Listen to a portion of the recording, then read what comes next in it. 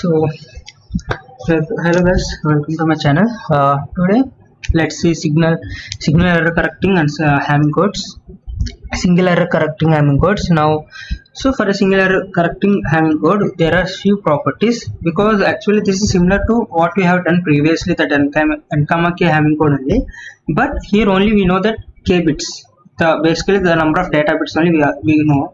We don't know what is n. Okay, so to find to find and how to solve, and also we have seen the previous example in the previous video.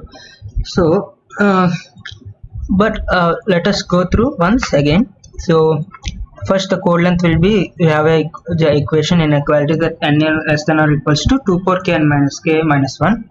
So number of message bits, that is k can be found using n, that is k less than or equals to n minus log of n plus 1 base 2. Basically, in I told you ITCT, wherever there is a log, by default it is 2.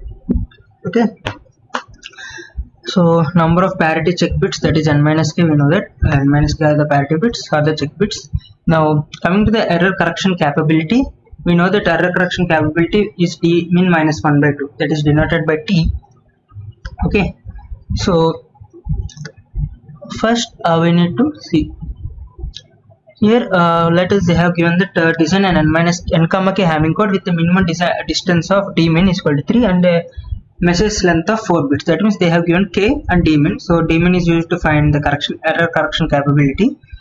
Using this k, that is message bits, we can find n, that is n is less than or equals to 2 power k minus 1.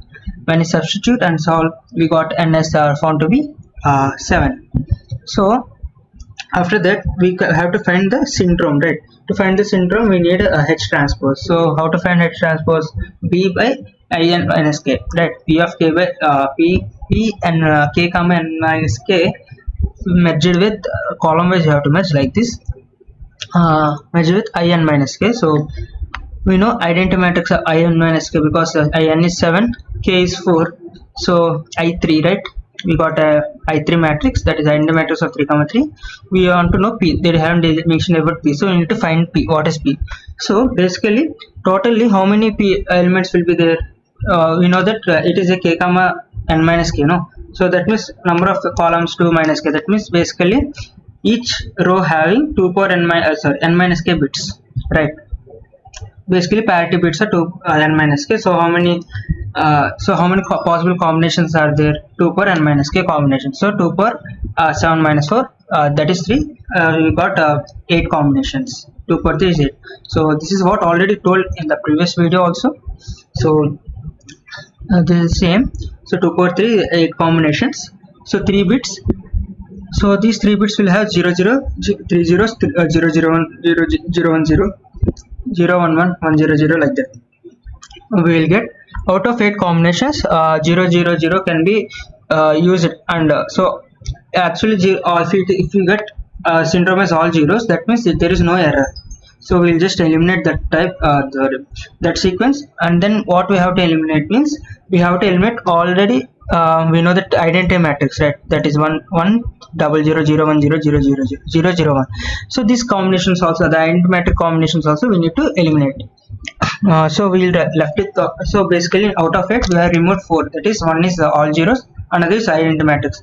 So we are left with 4, and also the how many rows will be present in P matrix? K. Here k is already 4, that means all of them will be used, right? So all these 4, that is 0 1 1 1 0 1 1 1 0 1 1 1, all these 4 will be the remaining sequences, those all will be used to find the p, because the k value is 4 and here there are 4 elements. So if for example k is 3 means, then only any out of 4 only 3, any 3 you can take. And also here when you placing also you can place it any order. See, it is not necessarily to place it 0 1 1 1 0 1 1 1 0 1 1 1, you can place it any order, it's fine. Okay, now coming to H transpose we got. Now coming to H matrix, that is Hamming matrix. We call it as Hamming matrix or the parity check matrix. So this matrix, how to write H? You know that this is the H transpose matrix. So if you transpose it again, we'll get H, right? So that's what he done. Now to find G, we know that ik colon p, right? Ik is k is 4, so identity matrix of 4 by 4 matrix will write, and P matrix already you have found out, you just place it side by side, that means it will get generator matrix. So this is how we will find generator matrix. Now let us take so basically we have given as d minus 3, no? So now let's try to find code vector now. So how to find code vector? We have G, we know the data stream, that is a D. Okay, that means it is a 4-bit, right? K is equal 4 means basically that is a 4-bit data. So 4-bit, so let us say example, let us take a 1010. So this will be multiplied with this generator matrix, and we got a code vector as this one. So similarly with basically C10 means this is a 10, no? 1010 means that's 10, no? Binary. So that's why it is C10 like that. So like that, if you want to find for every message vector, we will find the code vector. This is how we will find this table. Now coming to the why they have given the dmin is to find error correction capability. That is dmin is equal to 3, t is equals to dmin minus 1 by 2. That is 3 minus 1 by 2, 1. So that means it has a error correction capability of 1 only. Okay. So let us take an example like R is equals to a corrupted bit. This is the received data. We don't know whether it is corrupted or not. This received data will always be in n bits. That is in this case it is 7,3, right? So it will be 7 bits. Now we have to find the syndrome. What to do? We should multiply this received data with the H transpose. So after multiplying, we'll get one sequence, that is 110. So 110, which is matching at this third position. So first, the next step is what we need to find error vector. So error vector is third position. The third position digit will be 1, remaining rest of the things will be 0. So that's why 0 0 1 0 0 0. Third position it is 1. Now we have to find the corrected code vector. C is corrected code vector will be R plus E. Okay. So R is the received data plus E, that is error vector, plus in the sense bitwise operation, XOR operation here. So bitwise XOR operation you have to do, you will get this, which is a valid code vector corresponding to the message vector. So when you call it as a valid code, when we have to call it as valid code vector means this sequence should be present in this code vectors. So 110 1001. So 110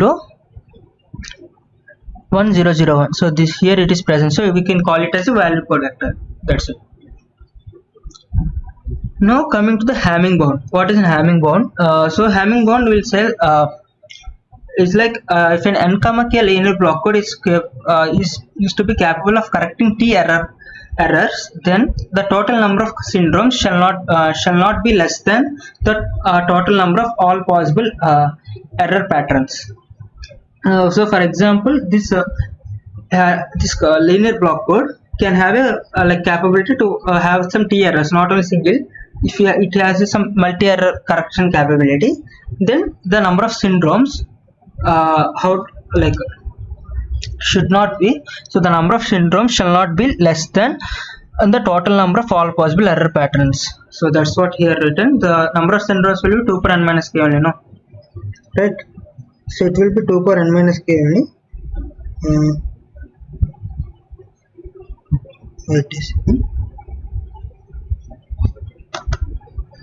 So what happens here? So 2 per n minus k only. So how did I also, because when you multiply we'll get only these 3 only, no?